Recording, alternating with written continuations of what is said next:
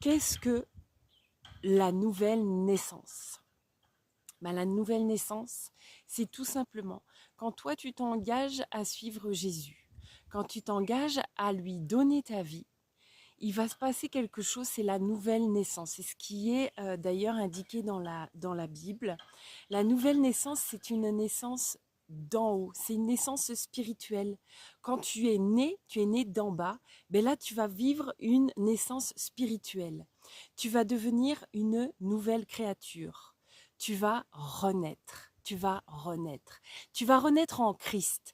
Alors qu'est-ce que ça veut dire renaître en Christ? Ça veut dire que l'Esprit Saint va venir habiter en toi.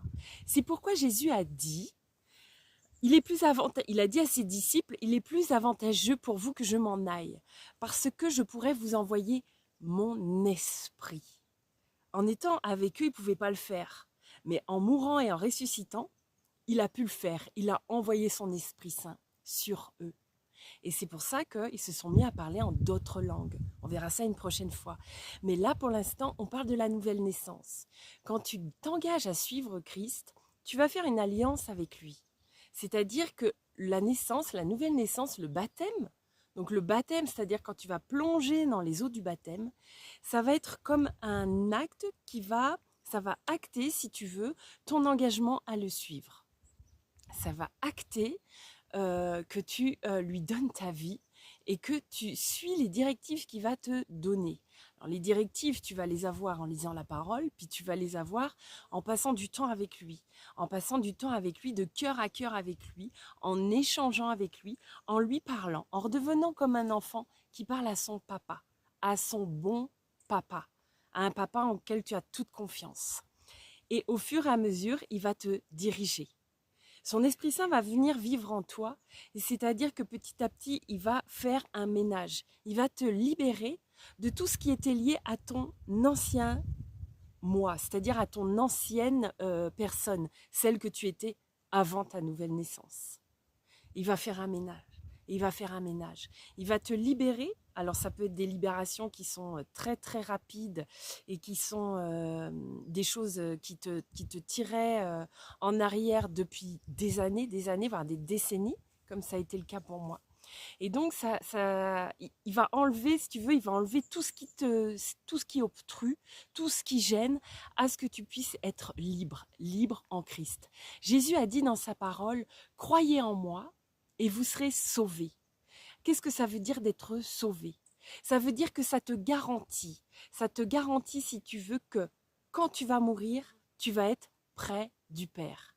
Ça va garantir que tu vas être dans le royaume de Dieu. Voilà. Donc, tu vas donc devenir une nouvelle créature. Une nouvelle créature qui va donner plein accès à Dieu pour te façonner. Parce que en fait, c'est ça en fait la nouvelle naissance.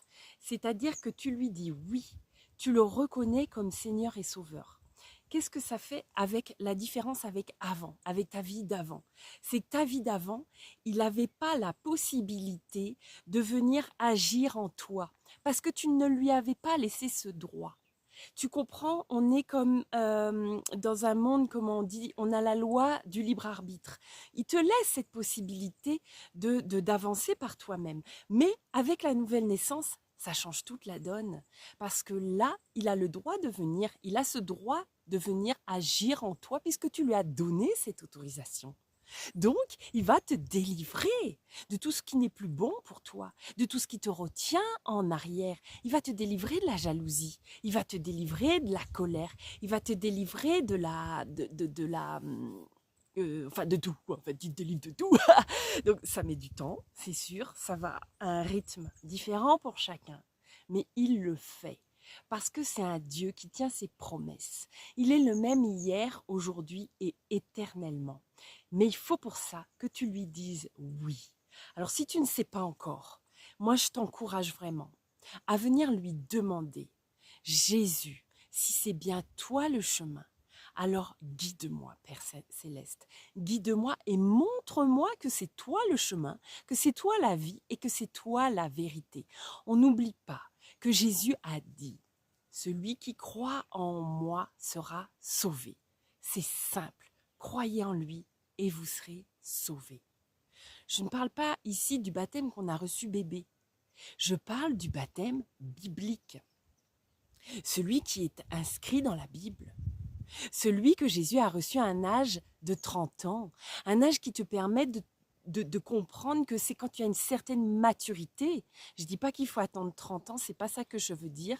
Mais ce que je veux dire, c'est qu'il faut que tu sois capable de choisir. Et quand tu es bébé, tu choisis pas. On te baptise, mais on ne te demande pas si tu es d'accord. Et là est la nuance. Parce que tu peux très bien te faire baptiser bébé, mais au final, arriver à 18 ans et dire « non, moi j'y crois pas, je reconnais pas, je suis pas d'accord ». Donc dans ce cas-là, le baptême que tu as reçu bébé, il n'a pas de valeur. Voilà. Alors moi je te bénis, dans le nom puissant de Jésus, je t'envoie tout plein d'amour et je te souhaite la paix du Christ. La paix du Christ que lui-même nous a promis, nous a dit dans sa parole, je vous donne ma paix. Et il nous donne sa paix, gratuitement. Je vous bénis, dans le nom puissant de Jésus.